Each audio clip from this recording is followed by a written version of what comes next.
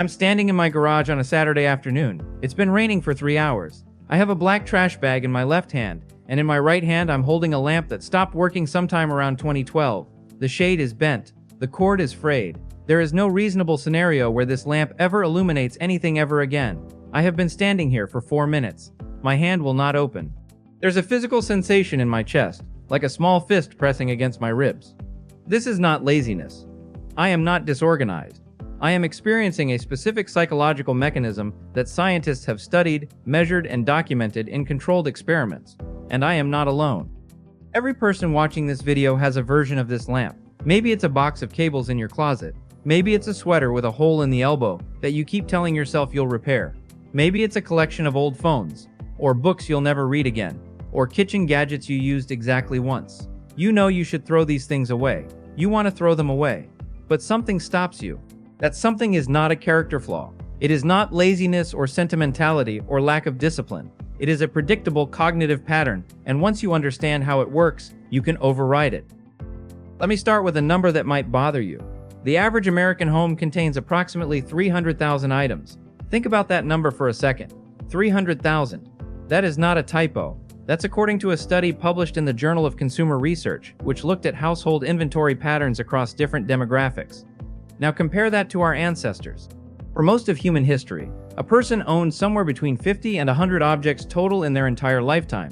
A few tools, some clothing, maybe a weapon. That was it. Your brain's entire object valuation system was designed for that world. A world of scarcity where every object represented a significant investment of time and energy. You did not just find a good spear. You spent days shaping it. You spent weeks learning to use it. Losing that spear was a genuine survival crisis. But now we live in a world where you can buy a working lamp for $12 at a discount store. The lamp in my hand is worth nothing. It is worth less than nothing because it takes up space and creates a small mental burden every time I see it. And yet I cannot drop it into the bag. This is the mismatch. Your brain is running software designed for a hunter-gatherer environment while you are living in a consumer economy where objects are cheaper than the storage space they occupy. That mismatch produces a constant low-grade anxiety that most people interpret as a rational thought. I might need this someday. But that interpretation is a rationalization. It is the story your brain tells itself to explain a feeling that comes from much deeper in your neural architecture. I want to walk through the 4 specific psychological traps that prevent you from throwing things away. Each one has been identified and studied. Each one has a practical solution, and none of them require you to become a minimalist or to develop some superhuman level of discipline. You just need to understand the mechanism so you can see it operating in real time. The first trap is called the endowment effect. This is a term from behavioral economics, and it describes something very specific. Your brain irrationally values objects you own more than identical objects you do not own. This is not a philosophical idea. It has been measured. Example and the most famous demonstration of this effect, researchers at the University of British Columbia gave a group of students a plain coffee mug. Nothing special, just a standard white ceramic mug with a university logo. Half the students received the mug as a gift, the other half did not. Then the researchers asked the mug owners to name a price at which they would sell the mug. They asked the non-owners to name a price at which they would buy the mug. The mug was identical in both cases. The owners consistently valued the mug at roughly double what the non-owners were willing to pay. This happened within seconds of receiving the object. There was no time for sentiment to develop. There was no history with the mug. The only variable was ownership. Now apply this to your life. You own a phone charger that barely works. It takes you 15 seconds to find the right angle to make it connect. You keep it in a drawer. A friend comes over, sees it, and says, "Throw that away." You feel defensive. You explain that it works sometimes. But if you saw that same charger at a garage sale for $1, you would not buy it. You would walk right past it. Your brain has assigned a premium to this object simply because it is yours. The mechanism behind this is called loss aversion. Psychologist Daniel Kahneman won a Nobel Prize for demonstrating that the pain of losing something you own is roughly twice as strong as the pleasure of gaining something equivalent. So when you consider throwing away that broken charger, your brain does not calculate "this is worthless." It calculates, "I am losing something I own." That feels like a loss, and your brain hates losses. This bias evolved because for most of human history, owning an object meant you had invested energy to acquire or create it. Losing it was a real survival cost. But in a world of mass production, the cost of replacement is often zero or trivial. The brain has not updated its algorithm. The solution is to force yourself to mentally unown the object before deciding. Picture it in a stranger's house. Would you cross the street to buy it? If not, the ownership bias is lying to you. The second trap is the sunk cost fallacy applied to physical objects. This is one of the most well-documented cognitive biases in all of psychology. It causes people to continue investing in failing projects because they have already invested resources. But with objects, the investment is already complete. The money is gone. The time is gone. The only question is whether the object has future utility. Example, imagine someone buys an expensive winter coat. It costs $300. After one season, they realize it is not warm enough. The coat sits in the closet for 3 years. Every time they consider donating it, they think, but I paid $300 for that. The $300 is gone. It has been spent. It cannot be recovered by keeping the coat. But the brain treats the coat as a repository of that lost money. Throwing it away feels like admitting the purchase was a mistake. So the coat stays, and the person continues to feel a small sting of regret every time they open the closet. The coat is not an asset. It is a monument to a bad decision. The same mechanism applies to unfinished projects. The half-finished guitar sitting in the corner. The books on a topic you no longer care about. The expensive kitchen gadget used once. In each case, the object represents an investment of time, money, or identity. The person who bought the guitar was not just buying wood and strings. They were buying the identity of someone who plays guitar. Throwing away the guitar feels like throwing away that identity. But the identity was never real. It was a hope. Holding the guitar does not make you a guitarist. It makes you someone who stores an unused guitar. The key insight here is that the investment is in the past. It is gone. Keeping the object does not recover that investment. It adds a new cost. The mental load of storing and seeing a reminder of failure. Every time you walk past that guitar, you feel a small pang of guilt. That pang is a cost you pay every day for the rest of your life, just to avoid admitting that you made a mistake once. The solution is to separate the object from the investment. Judge the object on its own terms. If you saw that guitar at a garage sale for $20, would you buy it? If not, the sunk cost fallacy is lying to you. The third trap is something I call the identity anchoring effect. Objects become physical anchors for your past self. Throwing them away feels like throwing away a version of who you used to be. Example, think about the person who has kept every textbook from their college years. They graduated 10 years ago. They have not opened a single textbook since. Their career has nothing to do with their major, but the books remain. Why? Because those books represent a version of themselves that was curious, ambitious, and full of potential. Throwing away the books feels like discarding that version. But that version is not in the books. That version is in their memory. The books are just paper. The identity they represent is already integrated into who they are now. You do not lose your college education by recycling a textbook. You lose a physical object that triggers a memory. The most common example of this is clothes that no longer fit. A person keeps clothes from a time when they were a different size. They tell themselves they will lose weight and wear them again. But the clothes are often outdated in style, worn out, or no longer suit their taste. The real function of these clothes is not future use. It is present reassurance. They are a promise to the future self. Throwing them away feels like giving up on the goal, but holding them does not advance the goal. It creates a constant visual reminder of a standard you are not meeting. This often causes more stress than motivation. The brain does not distinguish well between the object and the meaning attached to it. A wedding dress is not just fabric. A child's first drawing is not just paper. These objects carry symbolic weight. The problem is that symbolic weight does not decrease over time.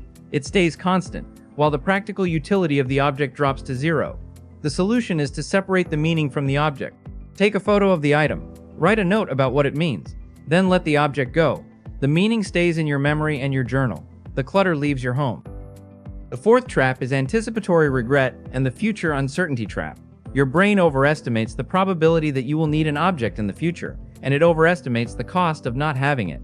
This creates a bias toward keeping everything. Every household has a box of cables. HDMI cables, USB cables, power cords for devices long since discarded. The person keeps them because, what if I need a cable someday? But when that someday comes, the cable in the box is usually the wrong type, or the person forgets they have it and buys a new one anyway. The box of cables is not a resource. It is a security blanket against a fear that almost never materializes. The same logic applies to the drawer full of screws, batteries, buttons, and small hardware from furniture assembly. The logic is that someday a screw will fall out of a piece of furniture and you will have the exact replacement. But the probability of that specific screw being the one you need is vanishingly small. Meanwhile, the drawer creates a low-level mental tax every time you open it. You see chaos. You feel a small pang of, "I should organize that." That pang is a cost you pay every day for the rest of your life, just to avoid a cost that might never come. This is a form of probability neglect. The brain treats a 1% chance of needing an object as roughly equivalent to a 50% chance. The cost of keeping the object is low and distributed over time, so it is easy to ignore. The cost of needing it and not having it is vivid and immediate, so it is easy to overestimate. The solution is to calculate actual probabilities. How many times in the last 5 years have you actually needed a random screw? How many times have you needed a specific cable? The data almost always supports discarding. And for the rare cases where you actually need something, the cost of buying a replacement is almost always lower than the cost of storing the object for years. There is a fifth trap that is more practical than psychological, but it is worth addressing because it is the most common reason people fail. It is decision fatigue and inertia. The hardest part of discarding is not the emotional attachment, it is the decision itself.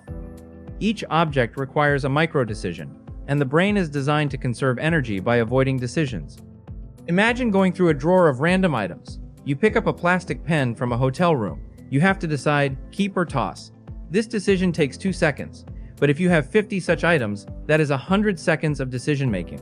The brain, anticipating this effort, creates a feeling of fatigue before the process even begins, so the person closes the drawer and does nothing. The decision fatigue prevents any action. This is why people often declutter successfully only when moving to a new home. The reason is not that moving creates motivation. The reason is that moving creates a deadline. The decision must be made now. The brain cannot procrastinate. Without a deadline, the default state is inertia. The objects stay. The clutter grows. The solution is not to become more disciplined. The solution is to reduce the number of decisions. Set a timer for 5 minutes. Pick up every object in one small area. If you cannot decide in 5 seconds, throw it away. The 5-second rule is not about speed. It is about bypassing the brain's decision-making apparatus. If you cannot decide quickly, your brain is already leaning toward keeping. Trust the instinct to discard. The second solution is to create artificial deadlines. Announce that you will donate a box on Saturday. Then Saturday comes, and the box must go. The deadline forces the decision. Without it, inertia wins. There is a sixth trap, and it is the least discussed but perhaps the most powerful. It is social pressure and identity performance. You keep objects because of how you believe others will perceive you if you discard them.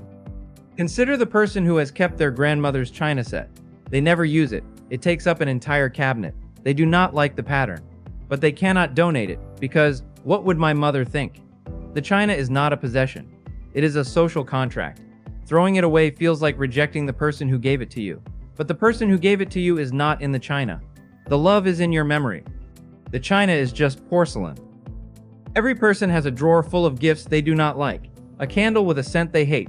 A scarf in a color they never wear. A book they will never read. They keep these items because getting rid of them feels like rejecting the giver. But the giver has already given the gift. The transaction is complete. The obligation is fulfilled. Keeping a gift you do not use does not honor the giver. It creates a small resentment every time you see the object. The giver would not want that. This trap is rooted in the human need for social belonging. Objects become tokens of relationships. Discarding them feels like discarding the relationship. But the relationship is not in the object. The relationship is in the interaction. The gift was a moment of connection. That moment has passed. The object is a fossil of that moment. You do not need to keep the fossil to remember the dinosaur. Take a photo of the gift with the giver if possible, or write a thank you note and keep that. Then let the object go. So let me bring this back to the garage. I am still holding the broken lamp. I have been standing here for 7 minutes now, but now I understand what is happening. The endowment effect is telling me that this lamp is valuable because it is mine. The sunk cost fallacy is reminding me that I paid $40 for it in 2012. The identity anchor is whispering that I was the kind of person who bought a stylish lamp, and throwing it away means admitting I am not that person anymore. The anticipatory regret is screaming that I might need a broken lamp someday, even though I cannot imagine a scenario where that would be true. And the decision fatigue is telling me to just put the lamp back on the shelf and deal with it later. But I can see these mechanisms now. I can see them operating in real time, and seeing them gives me the ability to override them. I picture the lamp in a stranger's house. I would not cross the street to buy it. I separate the lamp from the $40 I spent 8 years ago. That money is gone. The lamp is just a lamp. I separate the lamp from my past identity. I am still the person who bought a stylish lamp. I just do not need the lamp anymore. and I calculate the probability that I will need a lamp that is broken and cannot be fixed. That probability is 0. So I drop it in the bag. It makes a hollow thud against the plastic, and nothing happens. The world does not end. No one judges me. The past is not erased. I have simply removed a physical object that no longer serves any purpose. The feeling in my chest is gone. In its place is a small but measurable sense of relief. This is what I want you to take away from this video. The inability to throw things away is not a moral failing. It is not a sign that you are lazy or sentimental or weak. It is a predictable cognitive pattern that evolved in a different world. Your brain is running outdated software. Once you understand the bugs, you can patch them. You do not need to become a minimalist. You do not need to throw away everything you own. You just need to recognize when the mechanism is operating, and then ask yourself one question. If I did not already own this object, would I go out of my way to acquire it today? If the answer is no, you